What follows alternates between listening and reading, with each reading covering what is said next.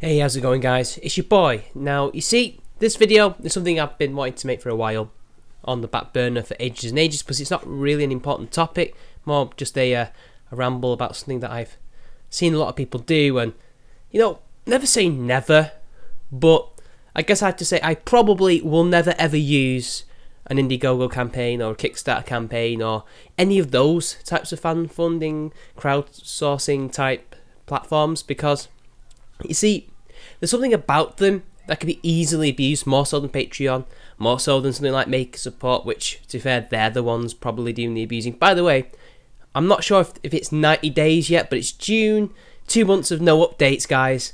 Hurry up, babe, that's besides the point. You know, those are ones where you literally have people being your patron. They're paying you to do things on a monthly basis, so essentially they're like an employer.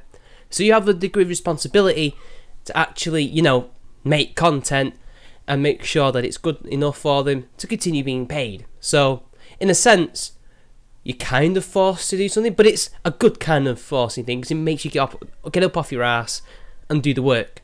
But with Indiegogo and Kickstarter, those types of things, where it's more of a campaign that only lasts a certain amount of days to get the funding that is required, not really.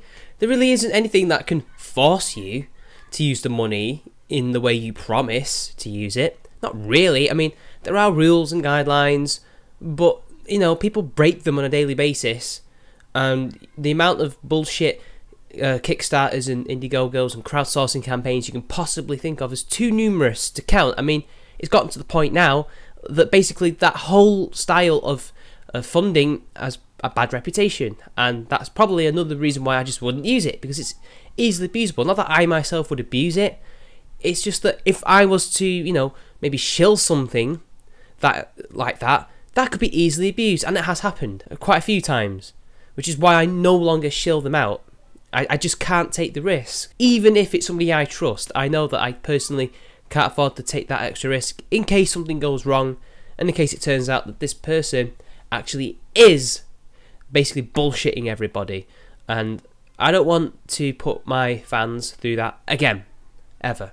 And another thing is, it's just a place where people just e-beg constantly for the littlest of things. I mean, there's no prime example than Liz Reptile. She constantly used it to pay rent.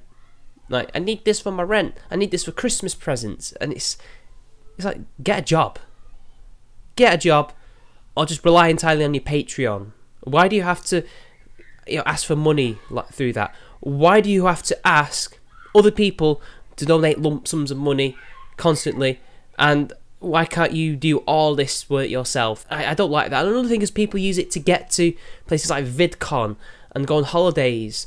You know, oh, I need to do this, I need to go to VidCon and talk to people. It doesn't really do much for my channel, really, because I already know these people online, but it'd be really nice if I go and talk to these people at a YouTube convention. Okay, I really don't see why people should be donating to that. You really should be saving up over a year in order to go on this holiday. That's what normal people do. Normal people don't go and ask for charity to go on holiday.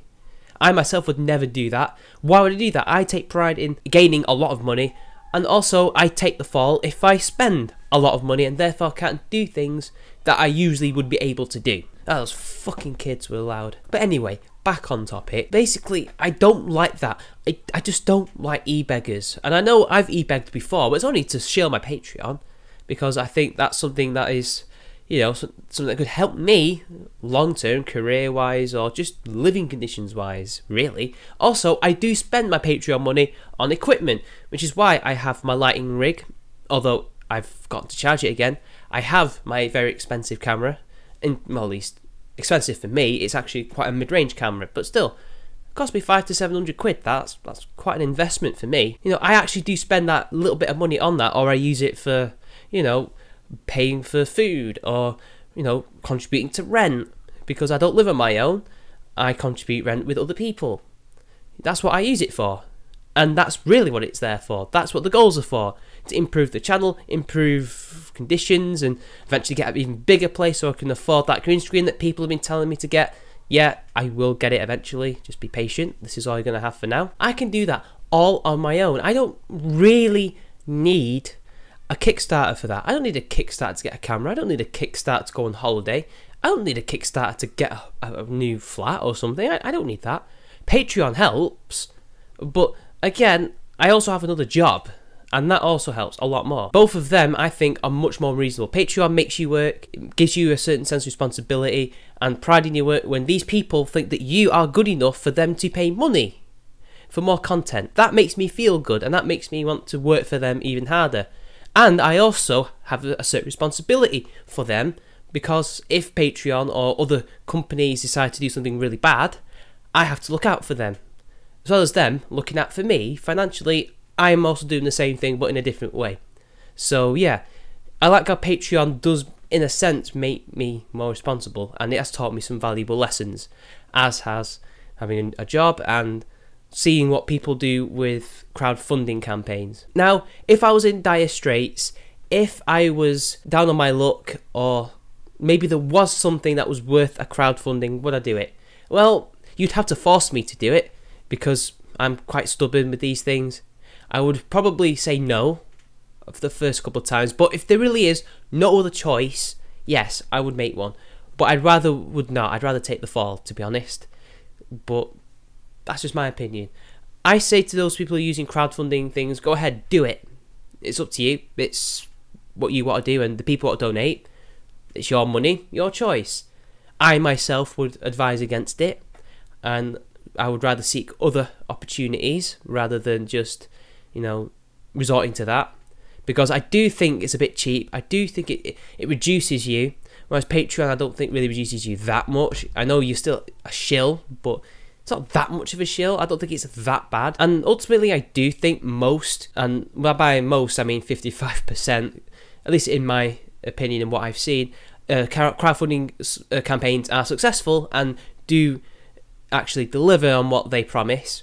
And all power to them. But for the 45%, I still don't think it's worth the risk. And I think they're the ones that make it look bad. And that to me is the reason why I would never use it, unless I really, really had to.